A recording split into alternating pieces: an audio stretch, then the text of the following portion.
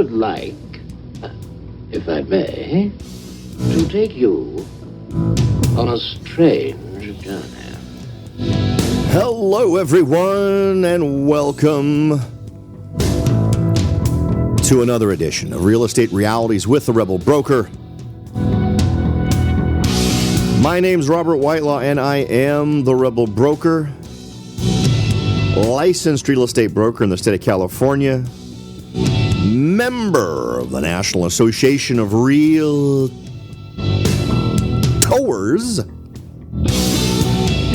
But please don't hold that against me.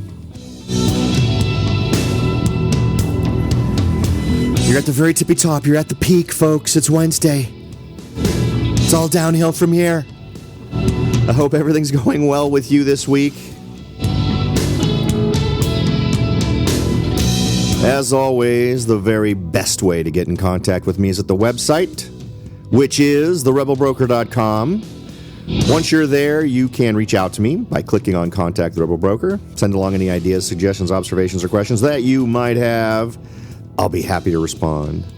And of course, don't forget to join in and put your hat in the ring to win that $50 Amazon gift card that we're going to be giving away in the first show of November. How do you do that, you ask? Click on Take the Survey to support the show. Big red button right at the top of therebelbroker.com. Use the same email address both times that it's asked for, and then answer the questions, and you are all set. You are entered to win. We've already had one drawing, so we've had one winner so far. We'll have another winner in November.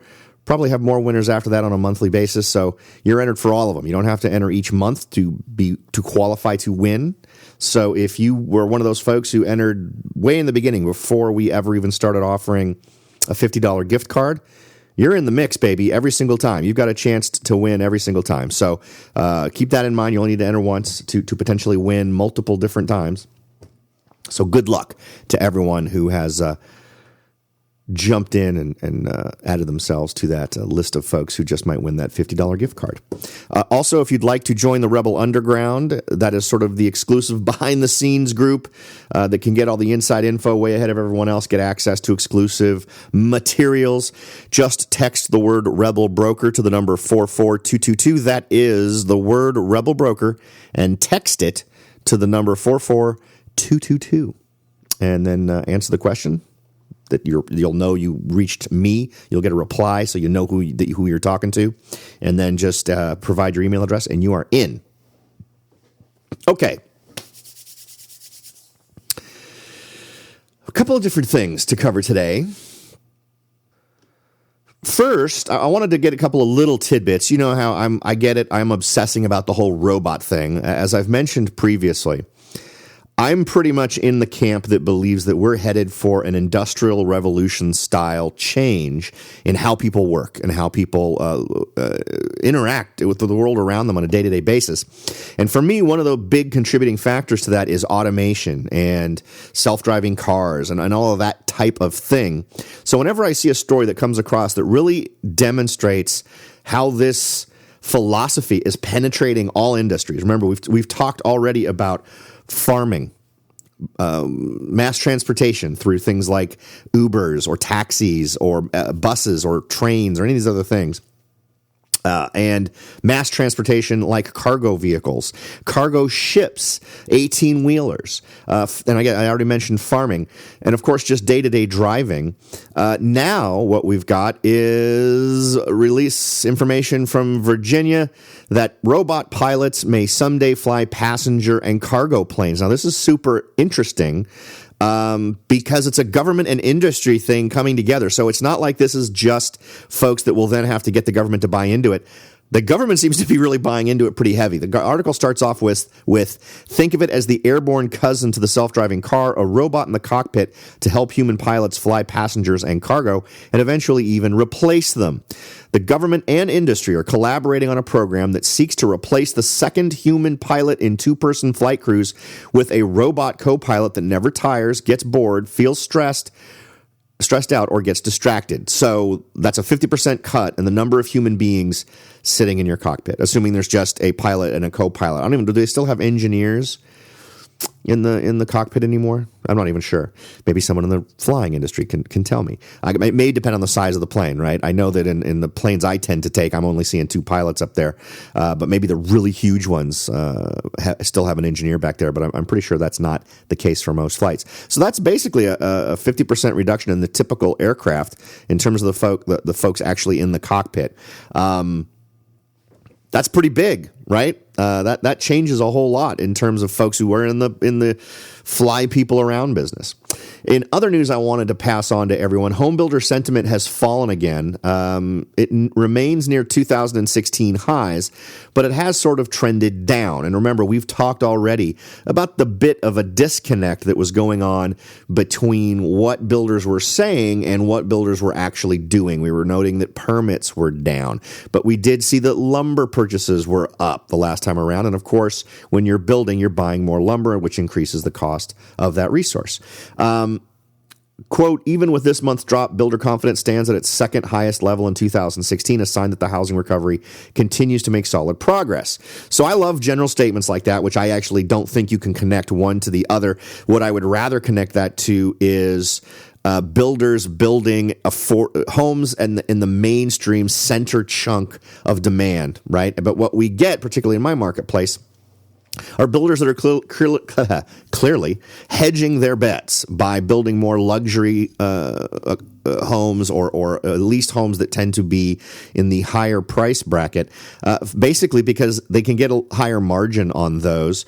And there's no penalty for that. But what I would like to see is maybe the government in a lot of these areas. Remember, we've talked about a lot of the costs of regulations. We've talked about a lot of the fees that builders have to pay. I would love for communities to start saying, you know what, if you're going to build a home that is no more than 10% above the average sales price of a home in this community, we're not going to charge you any of those crazy amounts of money that we usually charge you. And there are some communities in California where that's $100,000 just right off the top. It's not permitting fees. It's not payment to improve the roads, it's our infrastructure. It's simply you're building a house and you're going to make a lot of money, so we want you to pay us $100,000. We've talked about that before. You can go refer to past shows where we gave links to the stories relating to that. But if you really want to solve problems, you stop pushing the really make it easier and easier for unqualified buyers to borrow money, and you push the let's increase the supply.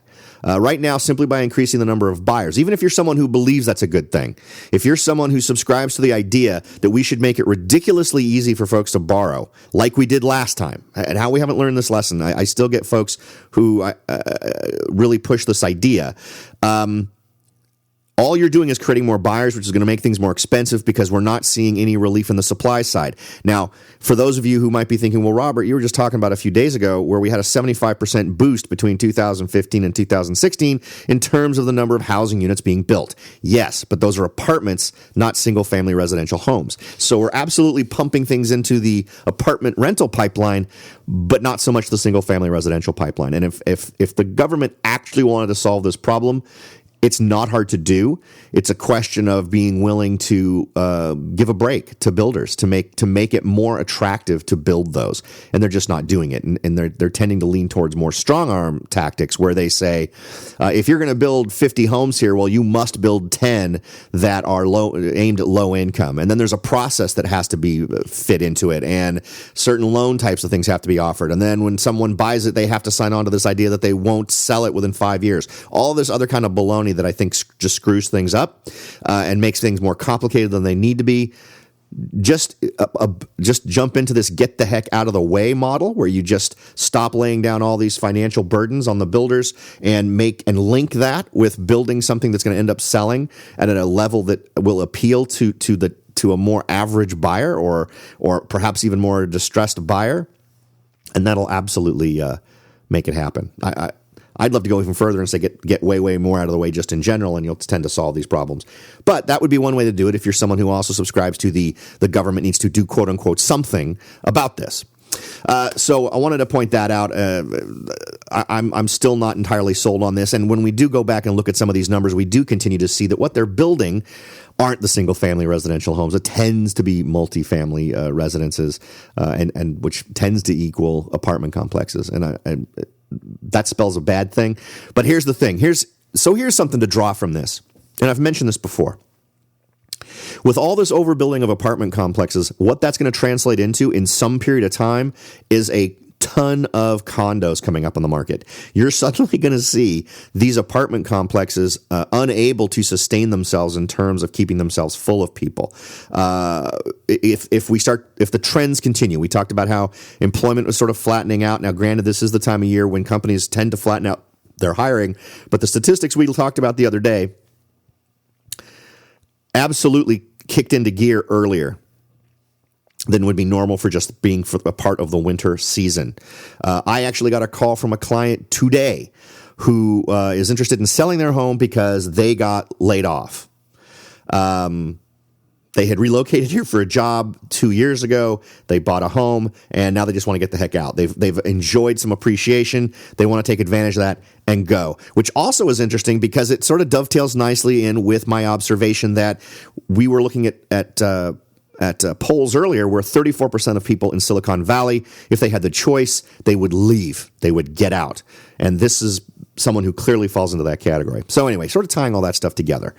And then next on the list of things to hit today, I wanted to go over some tips for a successful home inspection.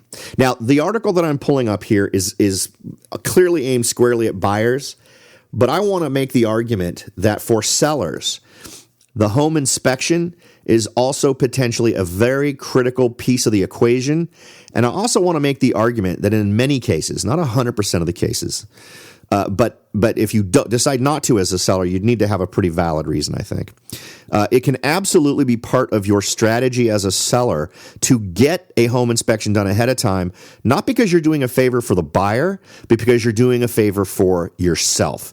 We're going to talk about that in just a second, but before we do, we're going to take a quick break. But then when we get back, we'll talk about why that home inspection is just important for the seller as it is for the buyer.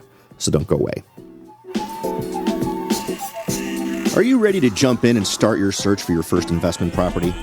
Maybe you've decided that it's time to own your own home, or maybe you're ready to sell your home and move on to something new. No matter what your goal is, the Rebel Broker can help. That's right, aside from hosting this show, I am also the owner, broker of Whitelaw & Sons Real Estate Services right here in Silicon Valley.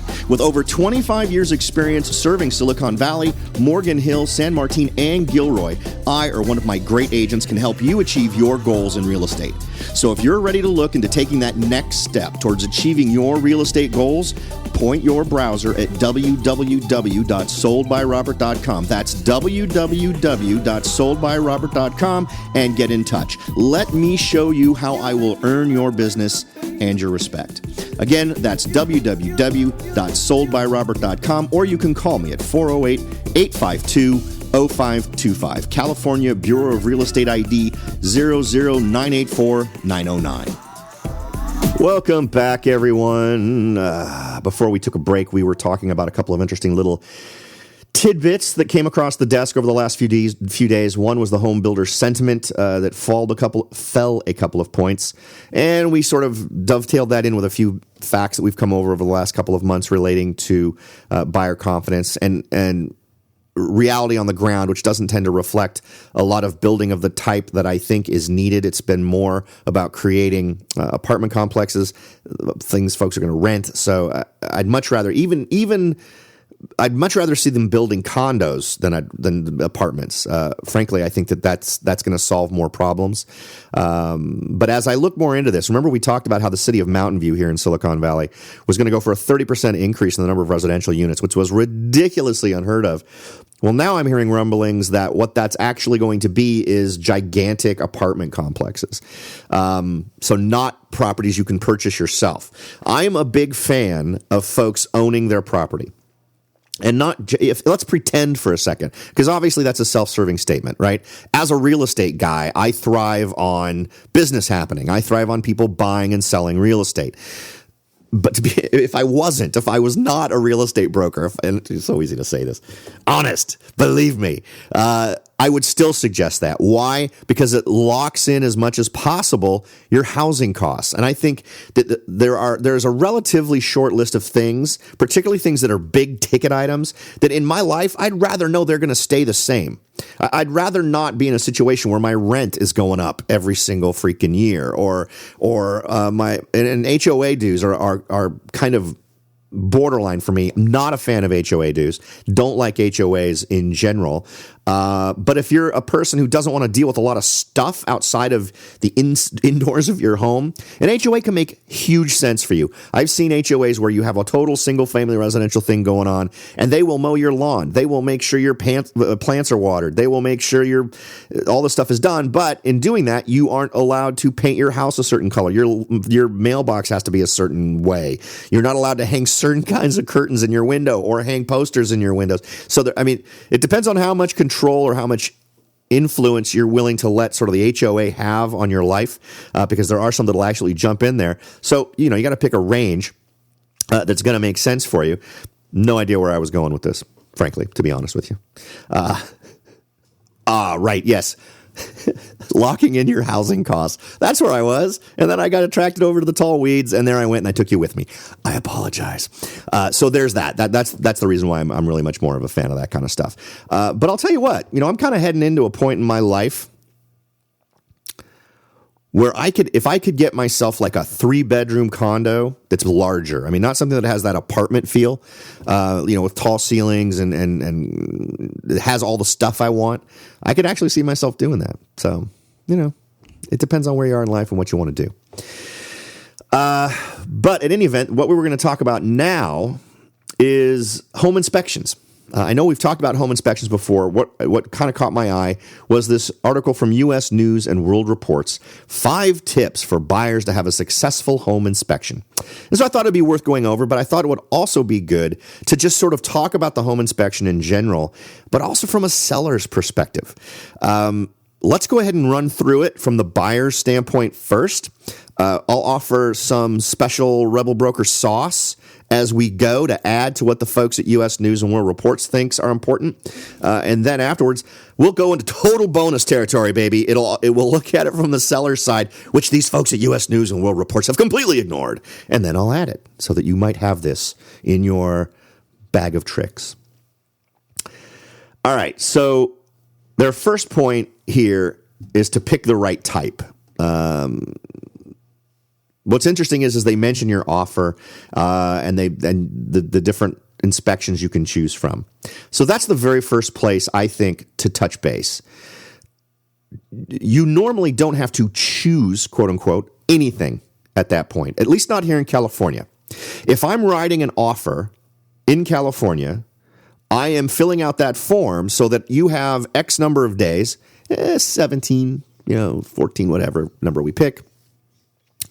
I'm having X number of days where you can do your inspections of any kind. So I don't usually write a contract where I'm limiting the inspections that I'm going to do or indicating I'm not going to be doing inspections on my offer. Are there circumstances where I would do that? Yes, there are. We'll talk about that when we talk about coming at this from the seller's side, but also circumstances where you're absolutely in a seller's market.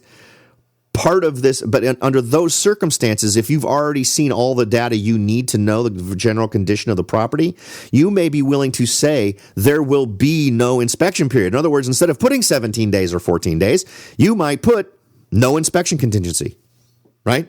To allay the fears of the seller and potentially entice them to take an offer from you, which may be monetarily less than another offer, but that other offer may have an inspection contingency in there, right? So it's a negotiation thing.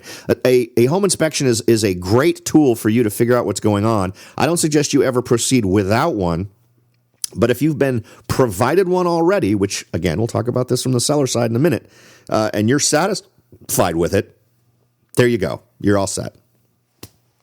Okay. There are really, in general, two categories of home inspections. There's general inspections, and then there are specifics. So the home inspection is really that general inspection. It's going to go through. The guy's going to look pretty much at everything. The guy I uses tends to go to your grounded outlets and put a little tester in there and make sure your outlets are all grounded, checks your power box, makes sure everything's connected, doesn't take it apart, but just opens it, looks at the switches. Oftentimes we'll remove the face panel just so they can see the wires connected to all the switches in your power panel, all that kind of stuff, looking at everything, checking your garbage disposal, the dishwasher, checking water flow at each faucet, making sure the dishwasher runs, that the oven heats up. I've had home inspectors come back with me with things like the fan, the overhead fan over the cooktop sounds, while it indicates it has 3 different speeds, it sounds as if it's only engaging one speed. That's the kind of detail I get from a home inspection that I order from the folks I usually use. Okay? When any of these guys find something hinky relating to a more detailed area, they'll call that out. They'll say, found this, which was a concern, and you should suggest you talk to a licensed electrician or a contractor or a roof specialist or whatever. So those are all things that you can take into account. But what these, and this, I don't know what the deal is with some states, and what even in my state, I'll sometimes get an agent. I had a deal earlier this year where I had written my contract so that I did not say I'm not going to get certain inspections, and opted to get one. And the listing agent suddenly was very huffy about the fact I was getting this inspection and said that wasn't part of the contract. And I said, well, there was nothing excluded. We gave ourselves an inspection period, and we got a home inspection and felt that there was an area that needed additional attention, so we're getting that inspection. And it was very odd. And I said, if you would like to sic a lawyer on me, or you believe you have found that we are in breach, please find the clause, because I don't know where it is. So in any event, we went ahead and did that, and everything ended up being fine. But just understand that typically these types of situations, unless you specifically write them up to counter that or to disable your options, typically it's open to you to do whatever inspection you want to do. Now, in your area, it may be some inspections are more critical than others. Like, for instance, I have before operated on the assumption on this show that everybody's getting termite inspections. Well, that's not true. There are regions across the country that are determined to be termite risky or not termite risky. So while in most of the areas I've represented, a bank absolutely insists that there be a termite report before they will underwrite your loan, there are some areas where it's just not the case. In other areas, it may be a whole other set of kind of inspections you need to get that are more important. Like, for instance, areas where things freeze a lot. I would wager that there are different kinds of inspections that might really reveal those kinds of things. Now, how are you going to figure that out? Go with the local knowledge of the agent you're working with, particularly if you're moving to an area where you didn't grow up with those kinds of weird things. For instance, folks moving here from some other states are surprised to learn we got to deal with termites. We have termites. It's a reality. There almost always is some level of termite damage in a home. So that's all part of the deal. And in other parts of the country, I'm sure it's other things that are far, far more common, simply because maybe you're dealing with a wetter environment where dry rot takes into effect. I got to think Louisiana's nuts with stuff like this, with the humidity and the moist air and all that kind of stuff. So it's all a question of where you are. Next on our list, choosing your inspector. Now, this is a tough one. You can go up on Yelp. You can go wherever you like. You can talk to folks the friends of the family or folks who have purchased a home recently. And instead of asking the question, who did you use for your home inspection? You should ask, after you moved into the house, what problems did you find? If they say none that we didn't know about, great. Then ask them who their home inspector was. If they say, well, gosh, you know what? We moved in and there was a cracked toilet upstairs, and we found that it was leaking. We found that the water flow was really bad in the master bathroom. All these things that we kind of had to deal with after we moved in. That's an indication that one of two things happened. They either didn't get a home inspection or they got a poor home inspection. So the person who tells you they had a lot of surprises when they moved into the home, maybe not the home inspector that you're going to want to get. So that's probably one way to go with it. Another way is to consult with your real estate agent. Now, I used to have 3 or 4 different home inspectors that I would use pretty much religiously. I'd sort of use them on a round robin. At one point, I think a couple of them had gone to other areas of the country, so I had 2 that I was continuing to work with. And then I finally, because of a time constraint, had to use one that's was a slightly bigger organization, has since become a gigantic organization. And they've always done really well. I've had a couple of borderline experiences with them lately, so I am in the market actually for maybe someone super awesome. But I find that if I request a specific inspector with this company I've been working with, then I get what I expect and I get what I'm looking for. That's what you're looking for. You're looking for someone who's done this enough times that not only can they tell you what company we ought to go with, but who at that company we should go with. So you make sure to use your agent for this. That they're getting paid, you may as well be using them as a sounding board or as a source for good referrals. Something else to keep in mind is you will often find that different inspection companies have different sort of incentive programs. An example in my case would be when I get a home inspection and a termite inspection from the same company, I get a roof inspection for free. And that's not one guy who does all 3. That's 3 different inspections. So there's a roof specialist, there's a termite guy, and then there's the home inspector guy, and they all come. And I've been doing that frequently with the company I'm using now, and it's actually worked out exceptionally well. So you end up getting that one inspection for free. Okay, so I hope that covers choosing your inspector. Next, they mention owner's manual, and we'll sort of just get a quote from them. Whether this is your first home or your 10th, each house offers its own quirks, and there's no owner's manual provided. It's highly recommended you attend the inspection, as the inspector will provide useful information throughout the process of not only the pros and cons of the property, but show you how everything works as well. So I think this is a very good point. And I like it, and I use it as often as I can, or as often as my buyers can be present. But this obviously isn't the case when you are dealing with a home that already had a home inspection done, and you're willing to accept that as the home inspection of record that you will use. So let's pretend that's the case. What do? I like to have a walkthrough of the home, and some people totally disagree with me on this. And again, as an agent, it's really going to depend on the rapport that's been developed between the buyer and seller.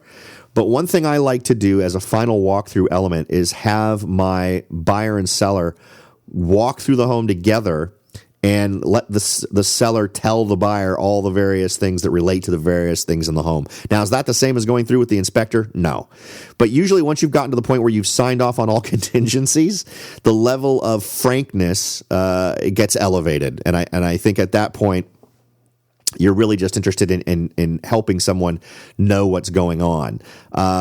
And at that point, there should not be any surprises. If there's anything actually wrong with the property that you've either gotten repaired or have negotiated some level of settlement, ranging from nothing at all to you got credited a certain amount or whatever the solution was, at that point, all of these things should be set aside. So I'm suggesting that you really want to do this once everything's been done. The only thing left is for the bank to fund the loan and for the escrow to close. And that's why I say walkthrough, because typically I do a final walkthrough with my buyers about a week before close of escrow.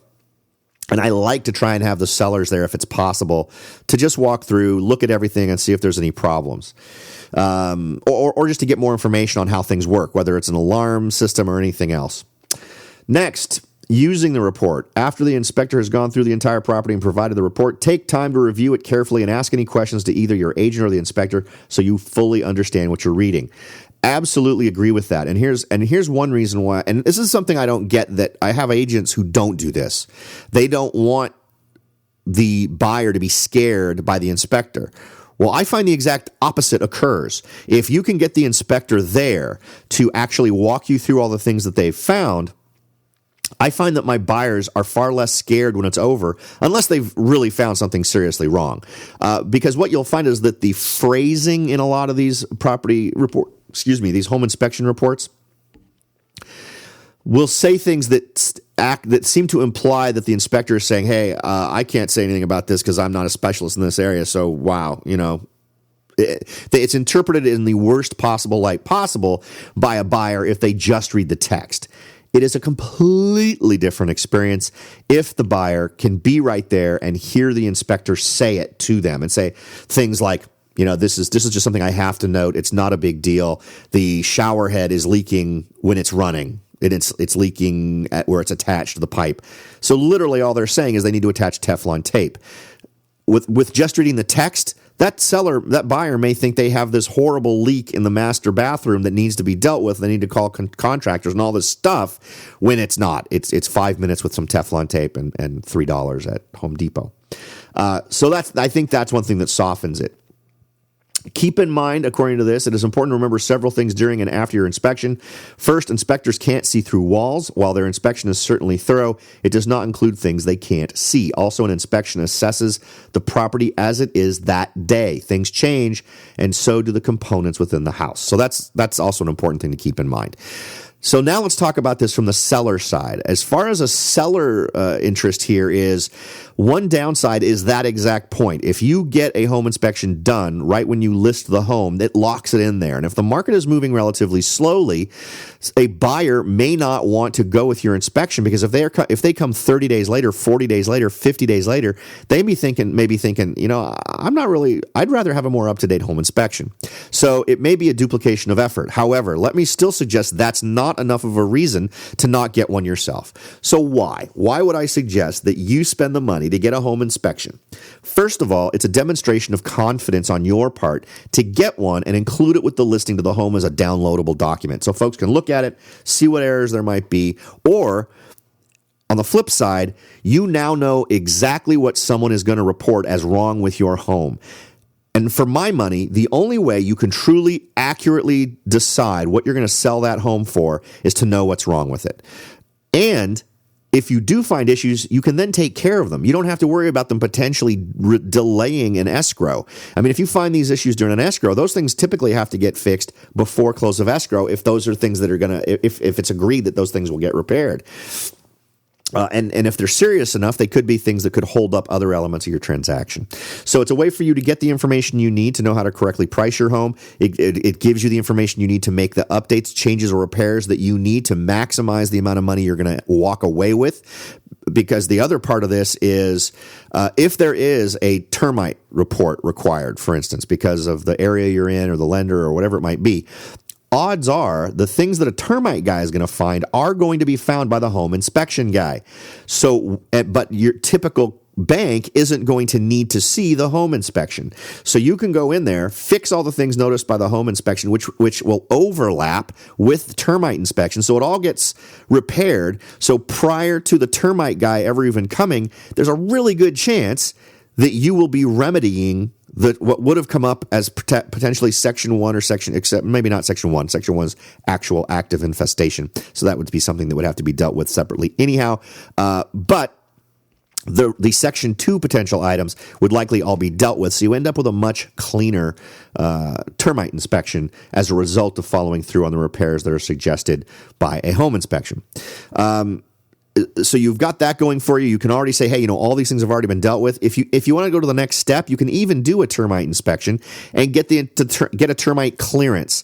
That is something that sellers will often do, which basically means they go in, they get a termite report. All the items on the termite report get repaired, and then the termite company comes out, assuming that it all wasn't one company to begin with, but then they'll issue a Section 1 clearance. And that's the piece of paper that banks want in order for you to get funded. So it's awfully nice to be able to offer a home for sale and say, termite done, home inspection done, Section 1 clearance already in hand. We're ready to sell you this home. So it can accelerate the process of getting your property sold. And remember what we've talked about before. A home, the profit you make from a home isn't just what that amount is. Now, is there a difference between selling a $600,000 home in 30 days or 90 days? Well, yeah. That's time. You actually make less in that scenario because you're paying holding costs. Now, and if the home is not occupied by you at that time, it's even worse. So these are all things that can absolutely help accelerate your process, move you along, boost potential buyer confidence in making less complicated offers on your home. They may even be willing to come in and say, hey, no inspection contingency and all that other kind of wonderful stuff, which will just accelerate the process for you. So there you go. home inspection from the standpoint of buyers and sellers. I hope it was useful for you. As always, I hope that your investment in time and listening to the show is repaid with good information that helps you make good decisions, make good calls, come up with great strategies in helping you achieve your real estate goals, whatever they may be. Thanks again for listening, everybody. I'll talk to y'all next time.